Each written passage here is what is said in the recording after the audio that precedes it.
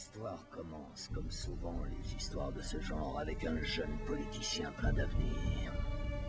Il est profondément croyant et aussi membre du Parti conservateur.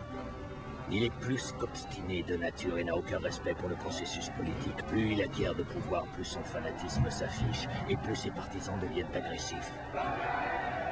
Finalement, son parti initie un projet spécial au nom de la sécurité nationale. Son but véritable est le pouvoir. Une hégémonie totale, absolue. Et les efforts des protagonistes n'ont pas été vains. Une nouvelle technique de guerre est née. Imaginez un virus, le plus terrifiant qui puisse exister. Et ensuite imaginez que vous, et vous seul, ayez le remède. Si votre but ultime est le pouvoir, comment utiliser au mieux une telle arme? C'est ici que, dans notre histoire, le loup sort du bois. C'est un homme, apparemment sans conscience, pour qui la fin justifie toujours les moyens. Et c'est lui qui suggère que leur cible ne devrait pas être un ennemi du pays, mais plutôt le pays lui-même. Pour maximiser l'effet de l'attaque, 3 cibles sont choisies. Une école, une station de métro et un centre d'épuration.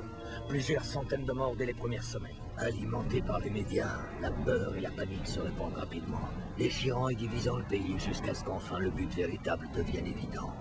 Personne n'aurait pu prédire le résultat des élections de cette année-là, personne. Et ensuite, peu après les élections, voilà qu'advint un miracle. Certains crurent à une intervention divine, mais c'était l'œuvre d'une compagnie pharmaceutique contrôlée par certains membres du parti qui devinrent tous scandaleusement riches. Un an après, plusieurs extrémistes ont droit à un procès, sont condamnés et exécutés, pendant qu'un mémorial est élevé pour canoniser leurs victimes. Mais le résultat final, le vrai génie de ce plan, était la peur. La peur devint l'instrument suprême de ce gouvernement et le moyen pour notre jeune politicien de se faire nommer pour tenir le poste nouvellement créé de haut chancelier.